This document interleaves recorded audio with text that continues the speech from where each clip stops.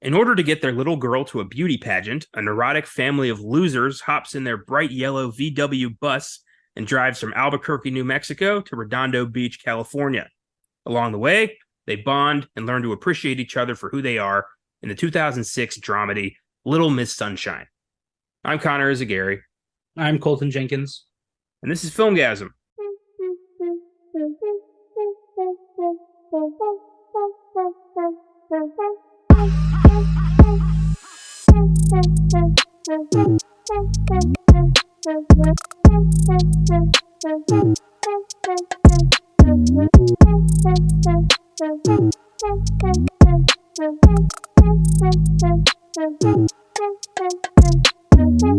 Welcome to the Filmgazm podcast. Last week, we said goodbye to Oscar-winning character actor Alan Arkin, who passed away on June 29th at 89 years old after battling heart problems.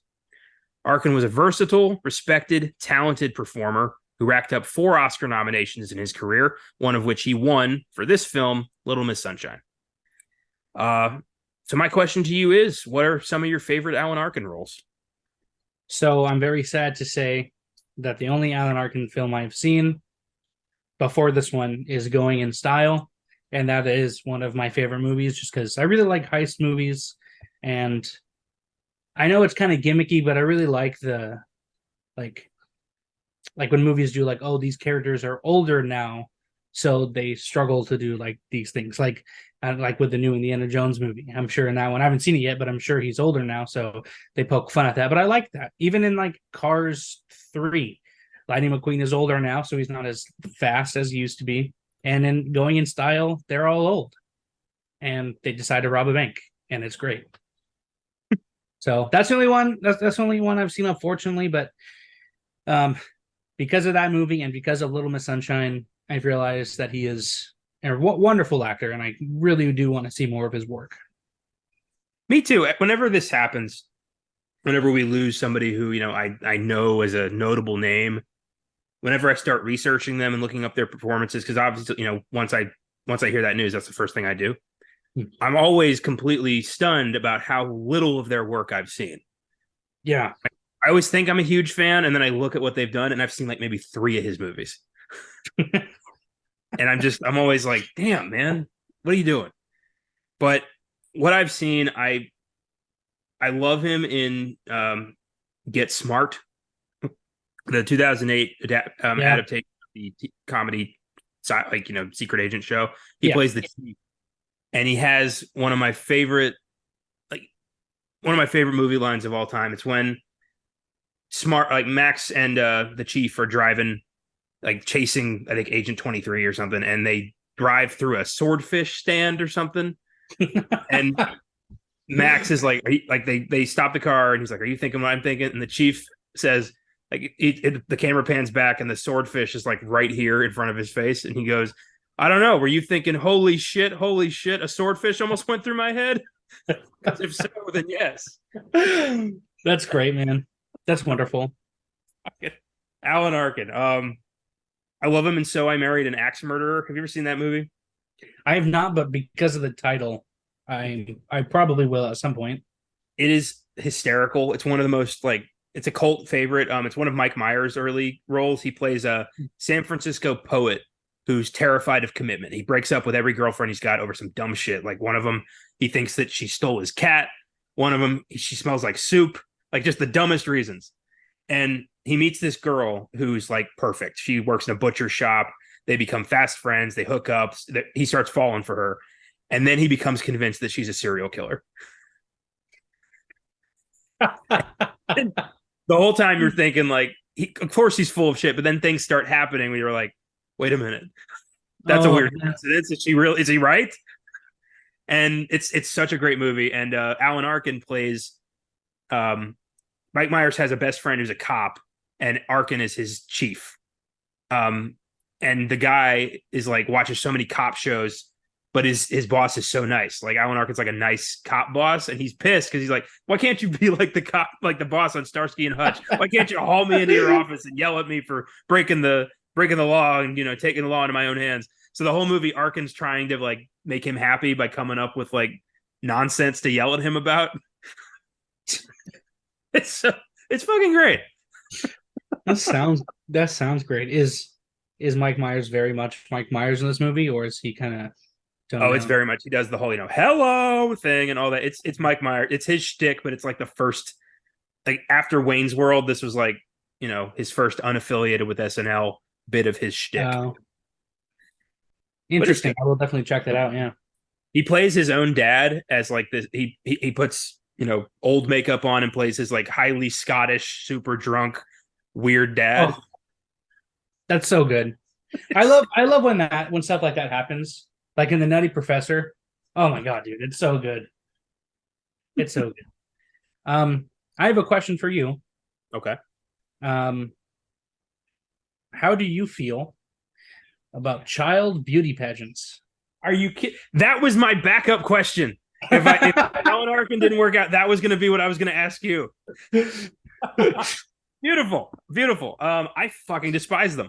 Thank you, dude. Oh my god, yes. I don't want to know anyone who is pro child beauty pageant. I think that's the sickest shit. It's sexualizing children to a disgusting degree, and anyone who participates in them should not have kids. No, dude. It's fucking awful. Like the entire last half of this movie, I honestly thought, I think that's like the message that they were going for at the end there. Like the dad was getting uncomfortable, and then they decide to get on stage. And the fact that the lady was getting upset, she was like, "You need to get your daughter off the stage right now." It's like, bro, like the dance that she's doing is obviously overly sexualized, but beauty pageants are a whole. It's sexualizing children. It's gross. Well, it's weird that she has a problem with that, but not with everything that the other kids just did, which to me is just as creepy. Exactly. Yes. Well, I love also the host of this whole thing is like off to the side, like, yeah, shake it. Like he's definitely a pedophile. 100% a pedophile. It's blown out of such crazy proportion that you just can't help but laugh at how absurd it is. Yeah. I hate regular beauty pageants. Like, yes. It's all just ridiculous, pointless sexualization of human beings that means absolutely nothing. Yep. That's a waste of time and energy and money. Yeah. Like, yeah. Beauty pageants, like you said, in general are gross. And I feel like I don't want to be rude, but the people that do them, they're all like robots. Like, even in this movie, when she goes up to, who was it, Miss California? Yeah. She's like, "Do you like ice cream?" And she's like, "Yes, I love ice cream. My favorite is Cherry Garcia." I was like, that was so fucking rehearsed. I was like, can you just be a normal person for once? Actually, I think there's a TLC show about, I think is it Toddlers and Tiaras? Yeah. Dude, that show is so fucking gross, man. There was a girl I liked in high school, and then when I found out she was into Toddlers and Tiaras, all of those feelings just faded away like really quickly. It was funny. It was like, I don't like you anymore. Yeah, dude. No. Yeah, it's gross. And I don't understand why more people don't have problems with it. Like it shouldn't be a TV show. It shouldn't have high ratings. That people should be disgusted by this. Exactly. And people are like, oh, but it's to make your little girl feel like a princess. No, it's to make mom feel like a princess because she didn't be Miss America. It's got nothing to do with the kids. Yes. The kids don't give a fuck about this. Exactly. It's fucking disgusting. Ugh. But I like how this movie, lampoons it in the end. They show how stupid this is. Yeah. The whole family's like, we shouldn't let her do this once they realize what this is. And the movie doesn't really it's not about that. This movie is very much the cliche of it's not about it's not about the destination, it's about the journey. This is so this is my first time seeing this movie. And it is, as of right now, one of my favorite road trip movies I've ever seen. Ah, that's great. Yeah. It's a delightful movie. I watched it for the first time a few years ago. I think for an Oscar Sunday podcast early on when we were doing that. Did it win an Oscar? Yeah, it won 2 Oscars. It was up for 4, it won 2. And I just love, we're going to get into the production history, and it's just delightful. The journey this film made from script to screen is so, everything was against it, and then it came out and was just huge. Yeah. It's kind of... Go ahead. Like you said it's a delightful movie. I agree, but it's also really kind of depressing.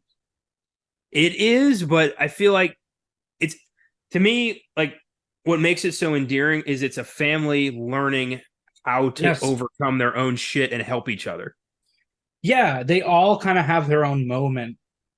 Yeah. Well, I don't know. I feel like the dad, his doesn't come until the very end, which I know is like the point. But I honestly hated the dad throughout the entire movie. Up until he got on stage, I hated him. Well, anyone who calls their own like 8-year-old girl a loser is an Ugh. asshole, without doubt. Like as soon as you're introduced to him, he's like giving a lecture, and I rolled my eyes. I was like, "Oh, fucking, I hate this dude already." But then you pan back and he's talking to like 6 people. Yeah, exactly. Which, in my opinion, makes it worse, dude. Like, come on. There's nothing sadder than a failed motivational speaker. No.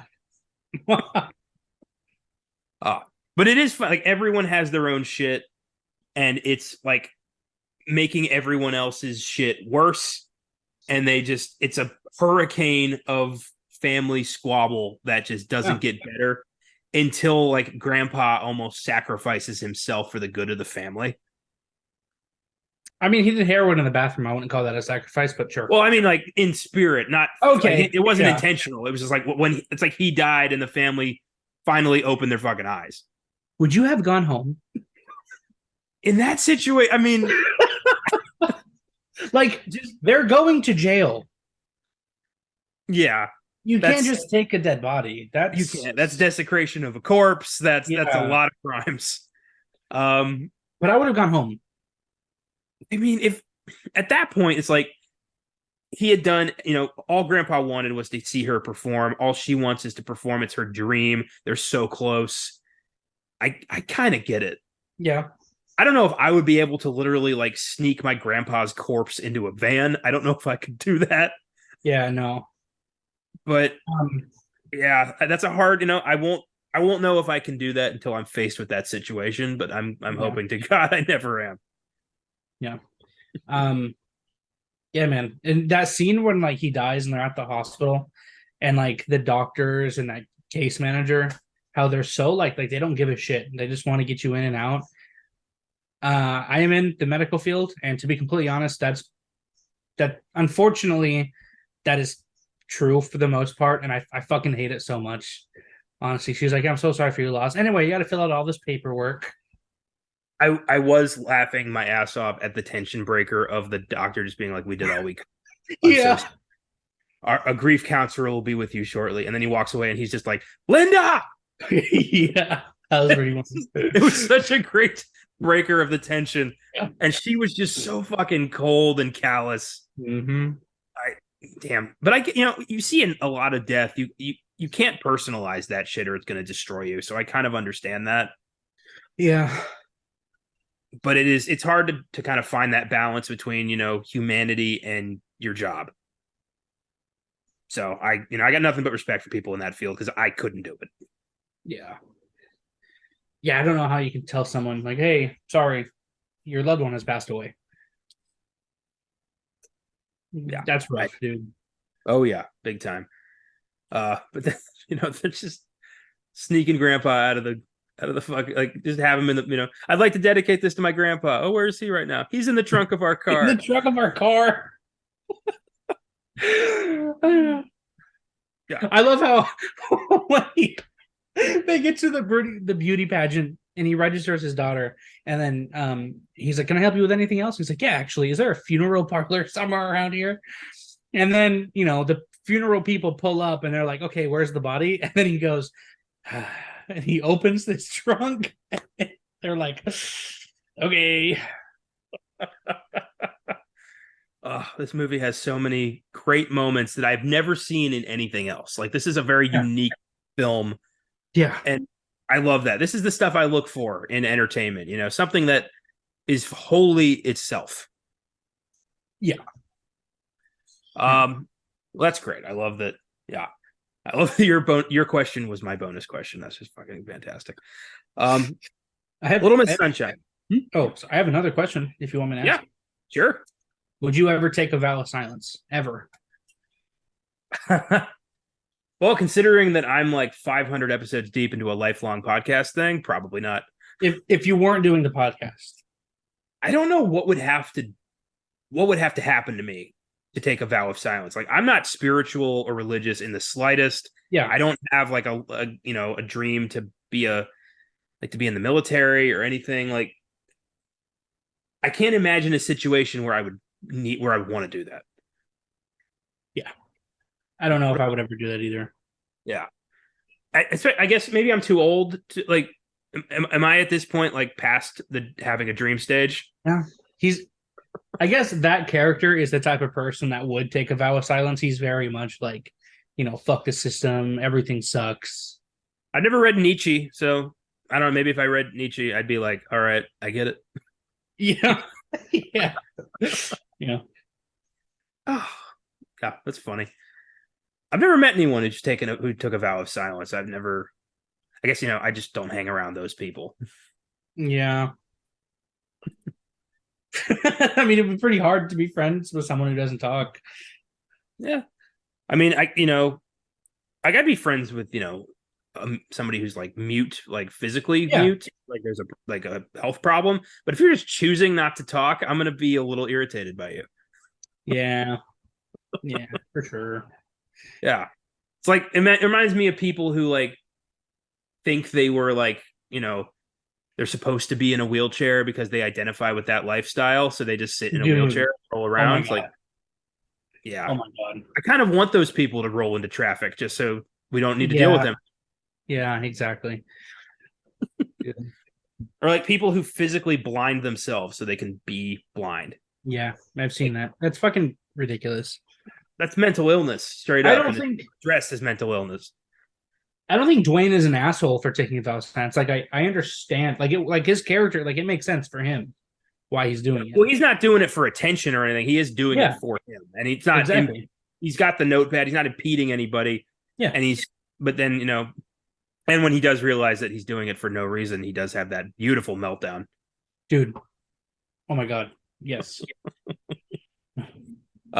Yeah, I get it with Dwayne. That's great writing, and also just Paul Dano's really good committed performance at such a young age. Yeah. How old was he when he did this? I don't know. Let's find out. So Paul Dano was born in 1984. So he was 22. Oh, damn. Yeah, he looks 15. Yeah. Well, I mean, he looks 15 now, to be honest. He played the dad. He played Steven Spielberg's dad in The Fabelmans.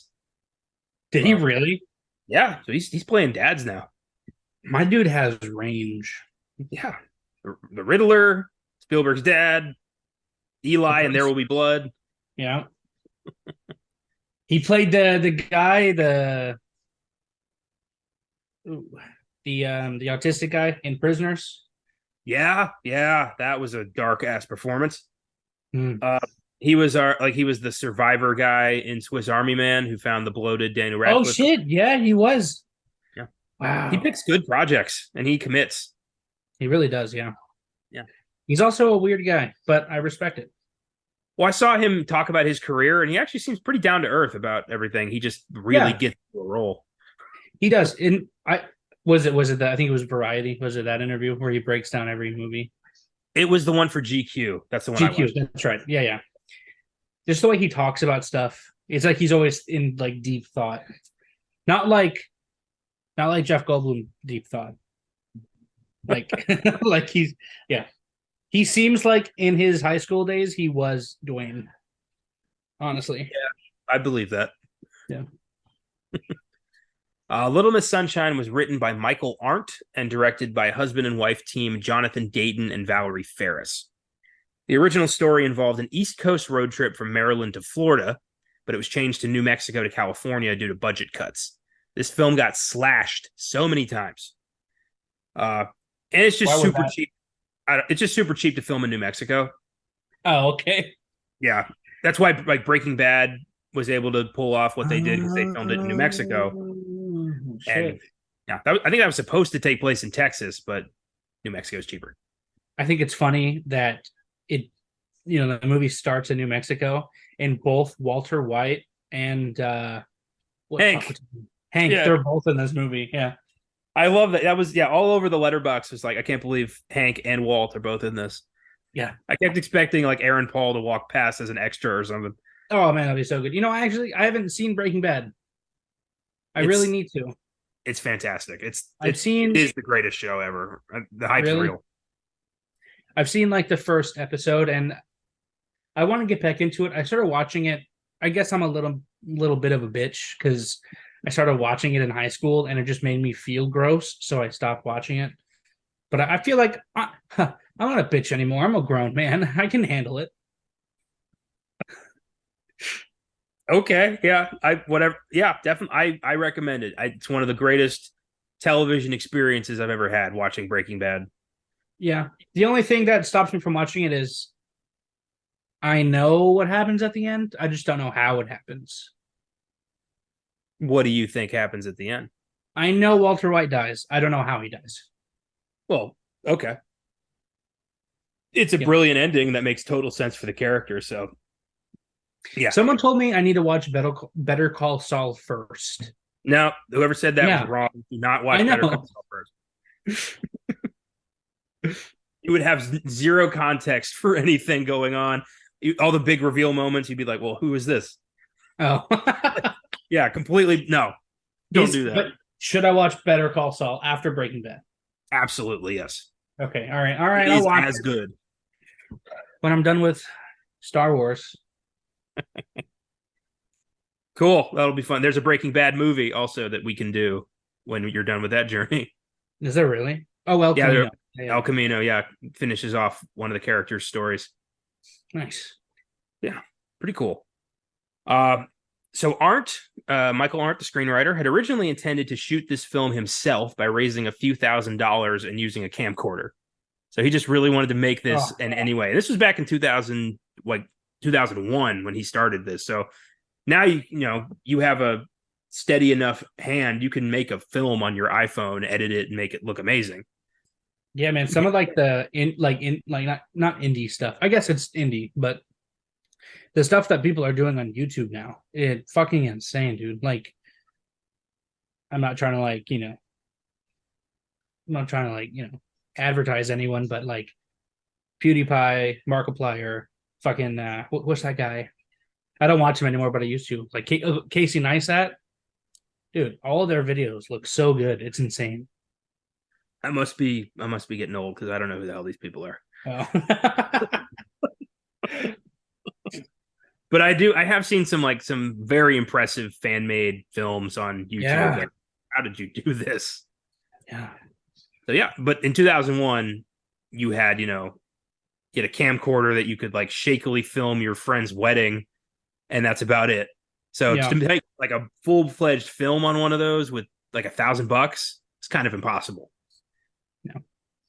Thankfully, producer Mark Turtletaub purchased the script for $250,000, and it was acquired by Focus Features.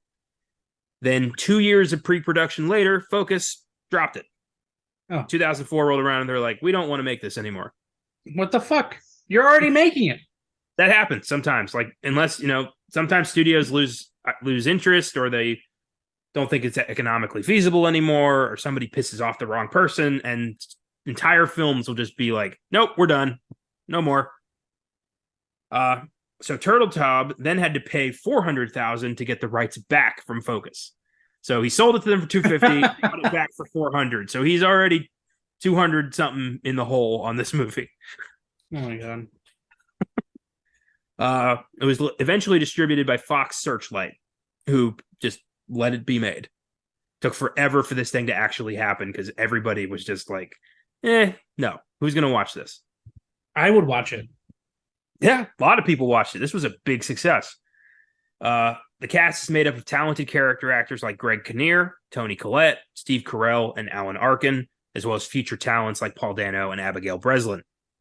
And they all feel like a family. They were all perfectly cast. Yes. I was so surprised because, again, I didn't know anything about this movie other than Alan Arkin was in this movie. and I pushed play. I didn't watch or anything. And as soon as like everyone was introduced, I was like, "Oh shit, Tony Collette's in this." I was like, "Oh shit, fucking Steve Carell's in this." Oh fuck, Paul Dano's in this. Really good cast. Yeah. And just like great character introduction, like Alan Arkin walking in, like, what is that chicken again with the fucking every day with the fucking chicken? Perfect. That was so good. Despite nearly falling into obscurity before it was even filmed, Little Miss Sunshine became a huge indie success, grossing 101 million on a budget of 8 million. Indie films don't usually do that well, especially in 2006, but this was a crazy huge success. All word of mouth. Everyone was like, dude, you got to see Little Miss Sunshine. It was nominated for 4 Oscars, winning 2, Best Original Screenplay and Best Supporting Actor for Alan Arkin. It was also nominated for Best Supporting Actress for Abigail Breslin and Best Picture, which it lost to The Departed. Great movie. Hard to argue that one, but this could have I could have accepted the win for this. That's insane. This movie and The Departed were head to head. Yep. Damn. Along with Letters from Iwo Jima, Babel, and The Queen. That was the lineup that year. Oh shit, dude. Wow. Yeah. A lot of good movies. But it was Scorsese's time to shine. He won everything. But Sunshine walked away with screenplay, which is amazing, considering Michael Arndt just kind of wrote this in a few weeks and was like, I'm going to make this myself.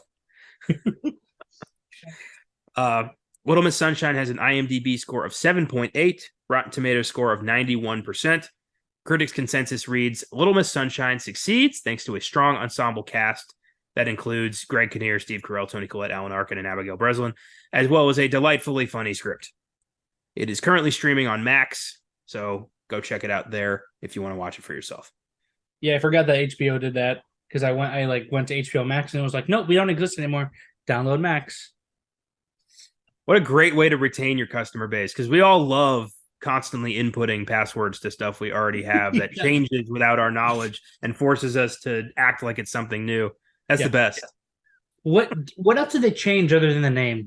Do you know why they changed their name? They partnered with Discovery and decided to, like, instead of keeping Discovery Plus or whatever, they all just combined into one thing called Max. Even though the most recognizable part is the HBO, which has been around for like 30 years. So is HBO not a channel anymore on cable? I don't know how it worked on that. I haven't had cable in a very long time. Whatever.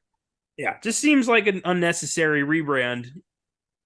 I love that Peacock tweeted like, well, we're not cutting off half of our name. I call it the cock as a shorthand anyway. The cock. Just for laughs. I'll call it the PP then, just for you. God damn it. Let's give some awards to Little Miss Sunshine. All right. This was tough because there's so many just amazing moments in this movie. Yeah. We have the Quentin Tarantino Award for the best line, the Thomas Newman Award for the best music moment, the Philip Seymour Hoffman Award for the best performance, and the John Carpenter Award for the best scene. So take us away with your Tarantino. So this is a line that happens twice in the movie, and I think that they are perfectly timed because it's the funniest shit I've ever heard given the circumstances. It's when they're pushing the van and Frank says, "Have I mentioned that I am the preeminent Proust scholar in the US?" It's just so good, man. Steve Carell is one of the actors that makes me laugh anytime he's on screen, and that is a joke I would make in that circumstance because he shouldn't be doing that. He shouldn't even be here. It's just so good, man. So good. I love that I have my own personal like academic achievement to do, like to have that joke now. If I'm ever in a situation like that, I can be like, did I mention I have a master's in history? Yeah, I get it. I love that. I love that we don't get an explanation on who Proust is until the end of the movie. Yeah. And he's basically just Frank. Yeah. Yeah. Mine, we mentioned it already. It's been my favorite line since the first time I saw this movie because it's such a weird thing to bring up. And it is when they get to the beauty pageant and they ask, is there anything we can help you with? And he's just like, yeah, is there a funeral home around here? So matter of factly, like you're asking for a gas station. Yeah. I want to know what went through the guy's head. Like, okay, did someone like just die? Is someone gonna die? Like, what's going on? Why are you here? That's not a question that you hear a lot. And if you do, there's probably some shady shit going on that you should not ask about. No. Imagine pulling up to like a Chick-fil-A. Like, hi, yes. Is there anything I can help you with? Yeah. You guys know where a funeral parlor is around here? It's such so strange. And I just love how jaded they are about this whole situation. That's not even like a sad thing. It's just like, yeah, we gotta offload some cargo here. Is there a funeral home? Oh, beautiful. One line I've always loved. It comes from Dwayne towards the end when him and Frank are talking on the pier. Yeah, I know what you're gonna say. You do what you love and fuck the rest. Yep. Yeah, I love that. I have that written down in a notebook as just like a reminder. Yeah. Like, I don't make any money off this podcast. Nobody does, but it's therapeutic and I love doing it. So it's exactly part of my life. It's so good. Another good line is "fuck" when he screams it when he gets out of the car. That's beautiful. Let me see if I can actually find the whole. Okay, yeah, I found the whole quote. It's, you know what? Fuck beauty contests. Life is one fucking beauty contest after another. School, then college, then work. Fuck that, and fuck the Air Force Academy. If I want to fly, I'll find a way to fly. You do what you love and fuck the rest. Actually, my favorite part of that is, if I want to fly, I'll find a way to fly. That's so good, man. It's so good. Yeah. Yeah, it is. It's great. If you truly do have a dream, if there's something that you want, never let anybody stand in the way of it. Find a way. And you will. Exactly. Yeah. All you got to do is follow the 9 steps. Oh, God. Don't be a fucking loser. Dude, that's another good line, man. When he was like, all of you are fucking losers. That was so good. Oh, man. The Thomas Newman Award, the best music moment. So this was hard because the music in this movie is kind of low key and in the background, but the one that really stuck out to me was at the very end when they're driving away from the beauty pageant, and I think it's like the main theme. It starts playing softly when they're driving away. It's just so good, just a real nice conclusion to the end. No big great music moment here. There is a super freak moment, but that wasn't a very enjoyable scene to sit through. I disagree because I picked it. I love that scene because it's so fucking uncomfortable for everybody except for Olive, who's having so much fun because she doesn't realize what she's doing. Yeah. I also love the implication that nobody in this family has ever seen her rehearse with Grandpa. This is the first time anybody's seeing this. Dude, I can't believe no one checked what they were doing in the basement. Everyone was so consumed with their own shit. No one bothered to see what she was doing. Yeah, that they don't talk about Grandpa anymore. That the questions were asked after that. I feel like it wasn't Grandpa being creepy. It was Grandpa sticking it to the beauty pageants. Exactly. Yeah. 100%. Yes. It's so funny. I love Miss America being super into it at the judges. Everyone else just like the magic has broken, and suddenly they're seeing this as a creepy, sexualized child thing, and everyone's unnerved except for that one biker dude, just like, at the end of it.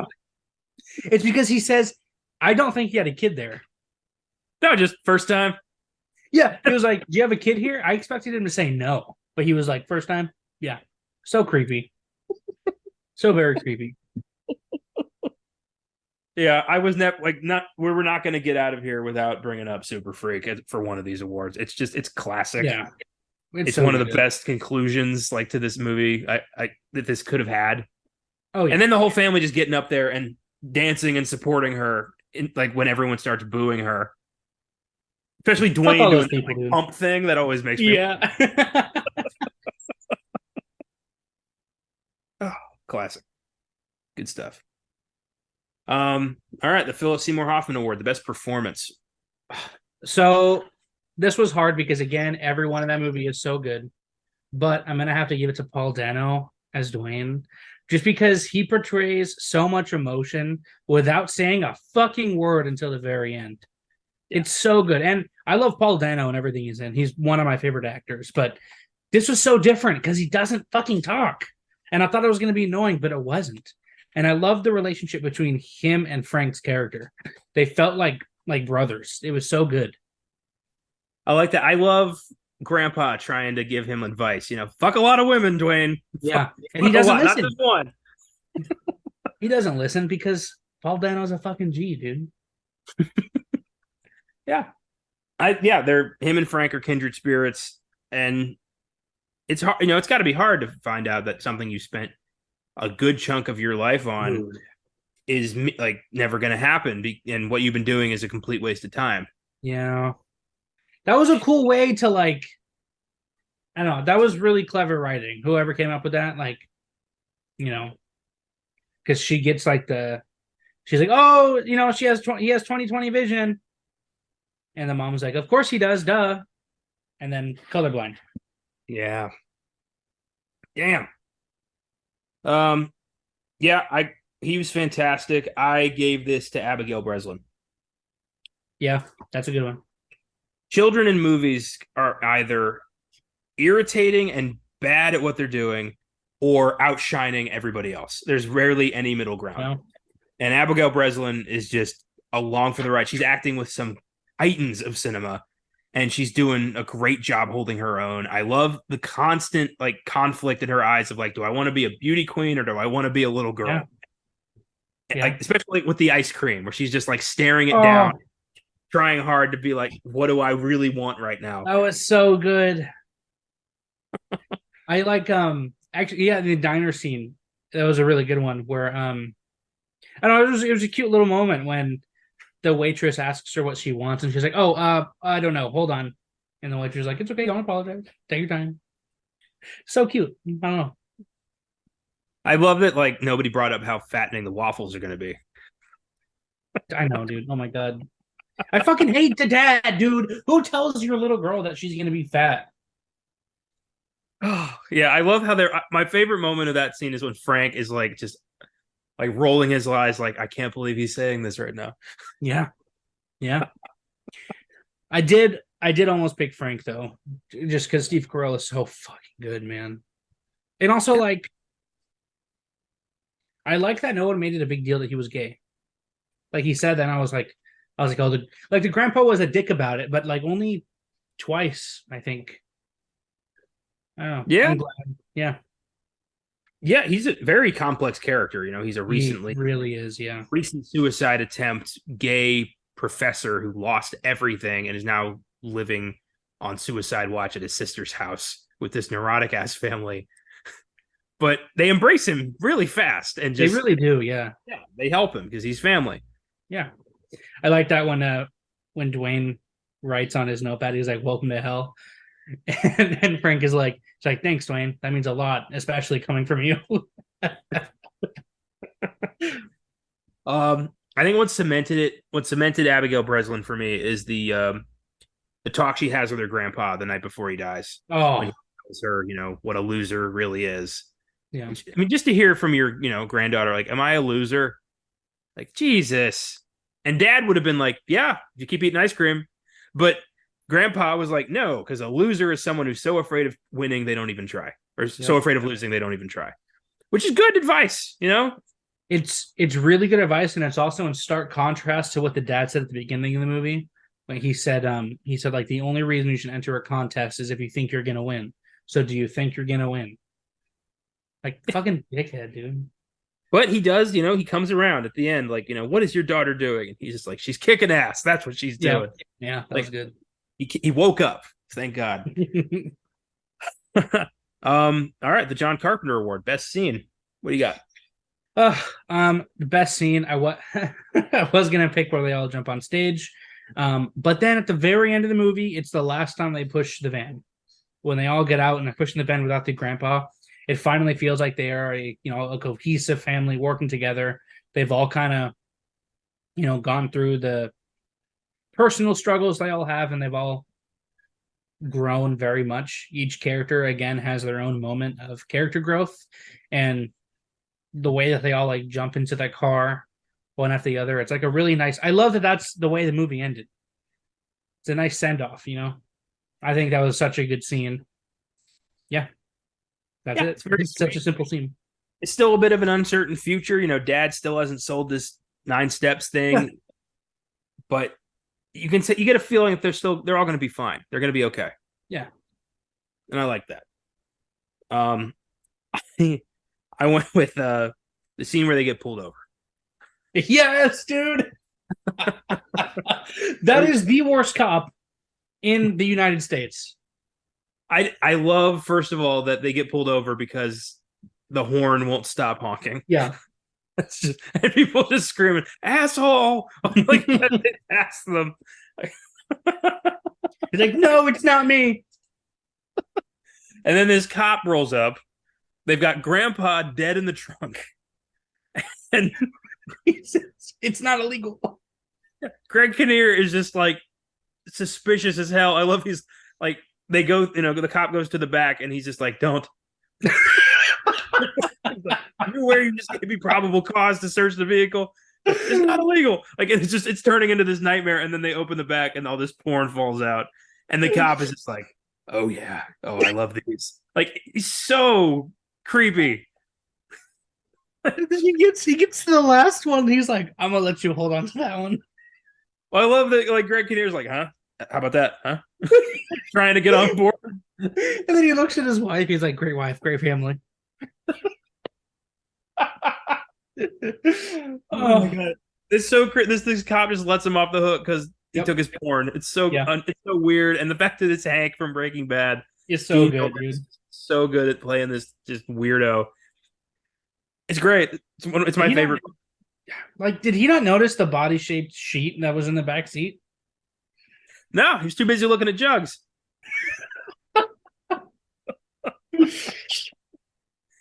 Oh, that was my second pick was when Frank is buying the porn at the gas station and his ex is there. Oh man, that was that was so uncomfortable. Well, I love how casually he's buying the porn. Like, can I get one of those? And, yeah, one of those and a blue raspberry slushy. Dude, Steve Carell is so fucking funny, man. Oh my god. Oh, yeah. There's a lot of scenes to pick from. I love the opening dinner introduction scene with the chicken and the salad and everyone just kind of being introduced as this family that just kind of hates everybody. Yeah, like they all can't stand each other. And then Alan Arkin walks in, always with the fucking chicken. I love that so much. And the only character that I realized that didn't really have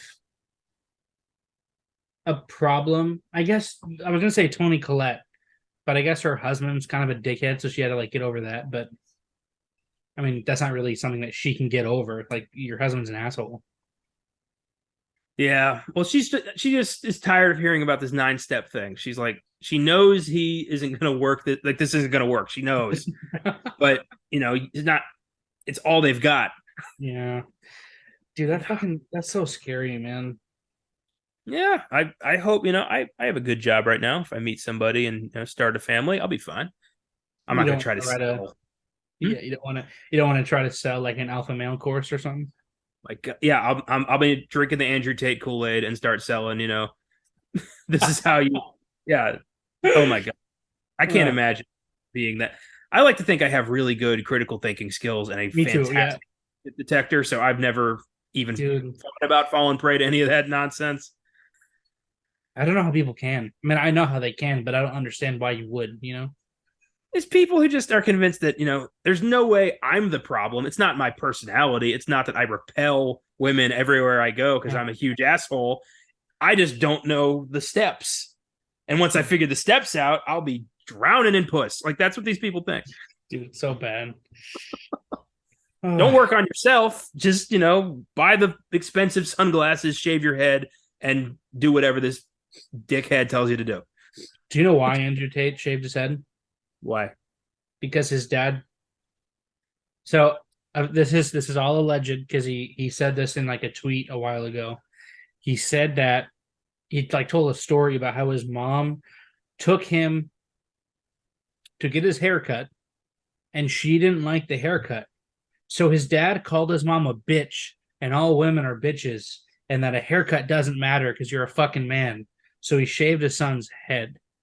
So that's why Andrew Tate shaves his head. Oh, that's stable. I know. Yeah. Like, okay, we see where you get it from, Andrew. That's not the origin story of a wife beater. No. No. Jesus. Oh, man. God damn. Oh, man. That's fucking crazy. Yeah. Wow. I don't know. I just remember laughing my ass off that he like got himself arrested because he couldn't help but clap back at that Swedish girl for like calling him dude. Greta Thunberg. Yeah. And he got arrested because the pizza box said where he was. Yep. That just was so goddamn funny. That's when I first found out about this guy. Are you serious? Yeah, I didn't know who the hell this dude was, but then I started following that story. I'm like, that's funny. Fucking idiot. Oh man. All right. Well, with that, let's take a look at what Letterboxd has to say about this movie on our final segment, What's in the Box? What's in the fucking box? Give me the gun. Little Miss Sunshine has a 4.1 out of 5 on Letterboxd. Pretty universally beloved here, but as always, there's going to be some negative Neds, some pessimistic, Peters. I don't know. Yeah. Just annoying people who pessimistic Pauls. Pessimistic Pauls. Yeah, there you go. So I got one that's just like somebody who needs a hug and maybe an explanation of what good writing is. But the other three are pretty positive. So let's start with Sarah with a little dinosaur next to it. I hope someday Toni Collette gets to be part of a nice family. 4.5 stars. Dude, she was kind of part of it. Poltergeist, the family was kind of nice. Was she in Poltergeist? Yeah, I think. Yeah, let me check before the remake. Let me make my. I saw the remake of Poltergeist one time and I fucking hated it, so I don't remember. Shit, am I thinking of a different movie? She's not in Poltergeist. That's Rose. Are you thinking of Hereditary? No, she's The Sixth Sense. Yeah, The Sixth Sense. There you go. Okay. Yes, that was a nice family. That was just dealing with some shit. When your kid sees dead people and keeps himself and is just very despondent and sad and cutting himself. Yeah, it's gonna be hard to deal with that. That's the nicest family she's been in. I know, isn't that sad? That was the best. Every other family is just dysfunctional and dangerous, and she's pulling her hair out over it. Like, she's good at it, but Jesus, I'd love her to just be in a movie where everybody's really nice. Yeah, she is just really good at that. She does that one stance, like when she puts her hands on her head and her other hand on her hip. That's like her signature move. It's very realistic. It's it's a mom at her wit's end. Yeah. He's good at that. This next one's from Rocco Cesario and is very relatable and something I worry about every time I watch a film that's universally beloved. Quite possibly the greatest ending to any movie ever created by any person ever born for any reason. I'm not going to lie. I was watching this thinking, is this going to be the movie that everyone loves but I don't get? Is this going to be the movie that ruins my reputation? Is this really going to be the reason everybody hates me? And then Steve Carell started running, and the score started playing, and I sat up, I smiled, and my eyes honestly teared up, and I thought, no, this will not be that movie. That movie will always be Avatar. Man, I hate Avatar. 4.5 stars. What?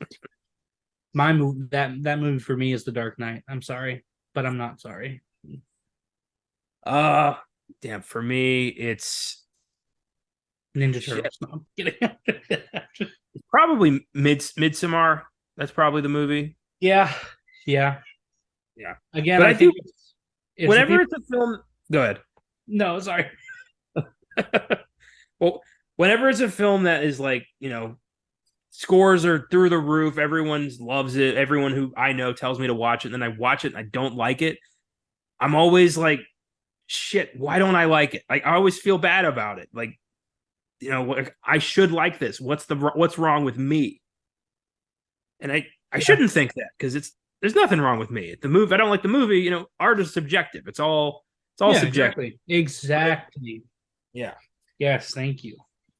For me, the biggest problem with Midsommar are the people that side with Danny in that movie. I've talked about it before, so I'm not going to talk about it again, but it pisses me off. Yeah, that's just a toxic relationship with two bad people. Yeah. He's a cheater and she's fucking nuts. So, yeah, dude, she's a fucking psychopath. Like, she's fine with her boyfriend being burnt alive. well, like, maybe don't bring your impending ex on a friend trip with you to fucking Sweden. Maybe just don't do that. Yeah, man. Fucking awful. Yeah. Unbelievable. Yeah, I didn't care for that movie, and I'm not going to watch a 2.5 hour ripoff of The Wicker Man again. Yeah. But everyone else loved it. So, again, it's like, I feel like the bad guy. Nah. Art is subjective. You can like what you like. I got to keep reminding myself of that, because anytime it happens with French cinema all the fucking time. French cinema is so fucking like self-indulgent a lot of the time. It's awful. Yeah. Jean-Luc Godard is a self-indulgent asshole who likes to fuck with people. Francois Truffaut is a legit filmmaker who has something to say. I've enjoyed his movies. Yeah. So it's not all French cinema, but pretty much Godard. Is Amélie, is that French? Yes. Do you like Amélie? Not seen Amélie. Oh. Yeah, I will. I don't like Fellini either. I think he's firmly up his own how much of an artist he thinks he is. Yeah. Or thought he was dead now. But I've seen 3 of his movies, and one of them I liked, but like I didn't love it, but I liked it. And the other 2 are just like, look how fucking awesome my camera is. Look how amazing of a writer I am. It's basically just watching him stroke himself for 2.5 hours. Yeah, the 2 best foreign like film is Korean. They make some fucking bangers, and sometimes Bollywood hits it out of the fucking park. Have you seen RRR? Not yet, no. Dude, that movie slaps. My problem, I have not seen any Bollywood. My main issue is, why are all of their films like insanely long? They're all really long, and there's a lot of slow motion. You know what it is? I feel like the DCEU wants to be Bollywood. Bollywood movies is the DCEU done right.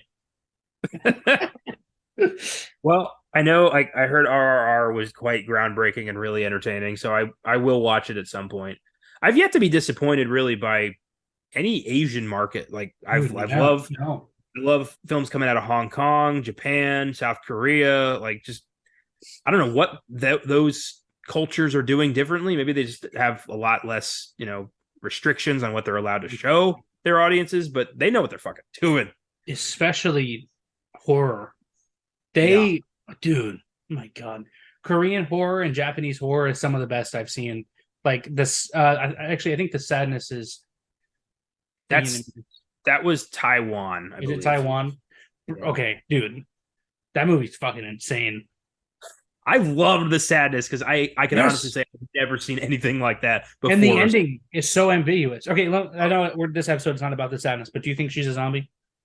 Yeah, she is. There's no way. Oh my God, I've never. You know what? I will. That's the first and hopefully last time I see a vicious skull fucking in a movie. I mean, that's going to stay with me forever. Yeah, it was pretty rough, dude. Oh my God. Yeah, great movie, The Sadness. But, be prepared. Don't, maybe watch that by yourself or with a friend you've had for your whole life. Not a new friend and not a significant other and not a kid. Start slow. Start with Alone. Honestly, Alone is I feel like Alone is a really good introduction to like Asian horror. I think mine was Ringu. I don't think I've seen that actually. It's, the movie The Ring? Yeah. It's the Japanese, like, it started as a Japanese film called Ringu.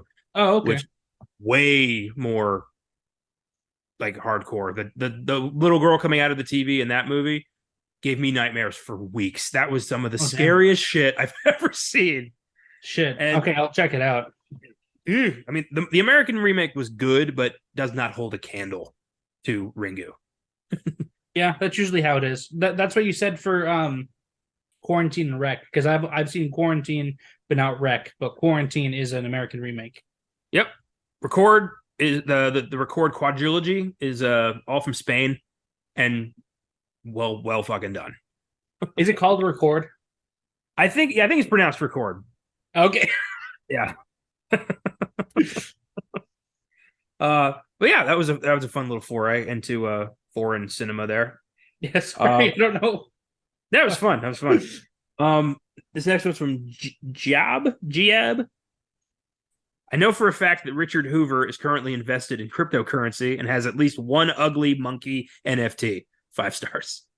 Oh my god. That's so good. He would absolutely get obsessed with. Yes. Yeah, 100%. He'd be trying to sell NFTs at conferences. Oh god. Yeah. And this last one is from Joe Patrick. This is a 0.5-star review. What the fuck? Genuinely the most unbearable film I've ever seen. Insufferable and annoying people being insufferable and annoying. A comedy of contrived negative occurrences that allow the characters to be more angry and irritating. One-note characters that are fabricated to the point that no one likes them or no one like them could ever exist in real life. People being imbecilic to forward the plot. Dialogue that ranges from painfully unfunny to extremely cliche. A final act that is so distasteful and disgusting that I'm in utter shock more people don't have a problem with it. The narrative is so awful and not relatable if you're a normal human being. This film fucking sucks in the worst way possible. Damn, dude. So, I mean, so we just said art is subjective, but what the fuck are you smoking, man? There's subjectivity, and then there's just like completely missing the mark. Yeah, and the ending is so. This is tough. This, I don't want to like tread this line, but the ending, I can see how people can say it's distasteful. Do you know about the movie Cuties? Oh God, yes, I do. Okay, that movie was sexualizing children, regardless of the point it was trying to make. This movie was not sexualizing the children, and it made a better point than Cuties did. Because this movie didn't show anything. In fact, the whole point of the last part was to poke fun at beauty pageants. Everyone in the audience got that it was creepy. The guy was being creepy, and then the lady was offended that we were calling it creepy. So I don't think the ending was distasteful at all. Was it uncomfortable? Yeah, sure. I didn't necessarily enjoy it, but I think that's the point, you know? Well, that and just everything else, like, hating the characters, angry and irritating, fabricated to the point that no one like them could ever exist in real life. Yes, they definitely could. Are you kidding me? All of those people can exist. Very realistic characters. People being imbecilic to forward the plot. Like, I just don't see any of this in this movie. Right.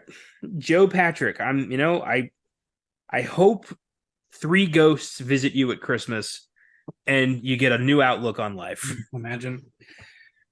He makes Little Miss Sunshine too. Alan Arkin comes to visit you at Christmas and it's like, what the hell? Always with the fucking taste. What are you doing? Did you check if Todd Gaines left a review? I did not check. Are we gonna just make that a thing now? I'll search that. That's a good idea. He stays mostly in sci-fi and horror and like genre films. But yeah, I love that because of the release schedule of all these, no one's gonna know what the fuck we're talking about. Oh yeah, that's right. Shit. But that's fine, Little tease for the future there.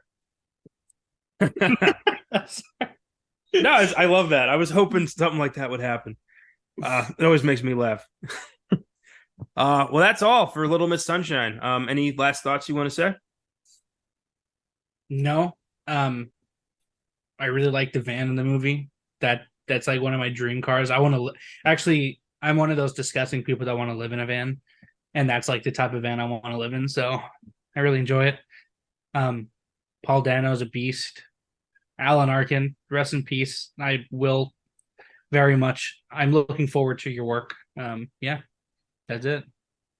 I did read that Greg Kinnear actually was driving that thing with a camera truck in front of the van, filming him driving the van. And while he's driving, he's also acting. He said it's the most dangerous movie he's ever made. Oh my god, dude. Yeah, they couldn't afford, driving doubles and all that. Like they got a VW van and had them actually fucking ride in it and drive it. I like that. I'm cool. surprised they'd ever had an accident or anything.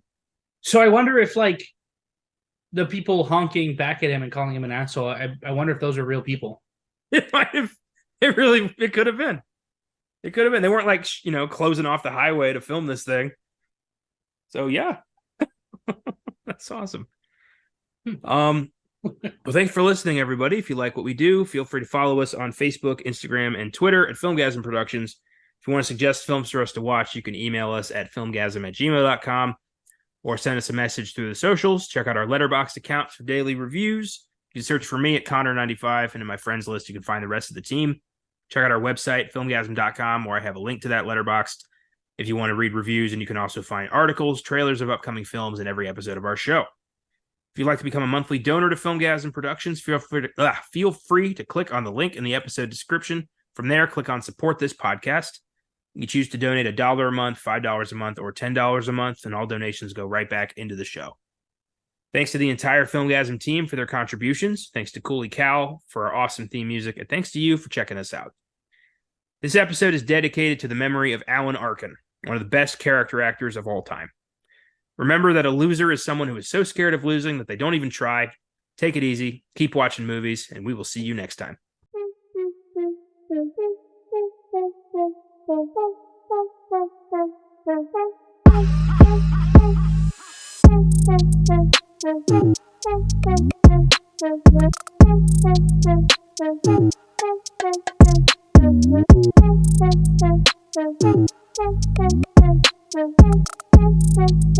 Thank you.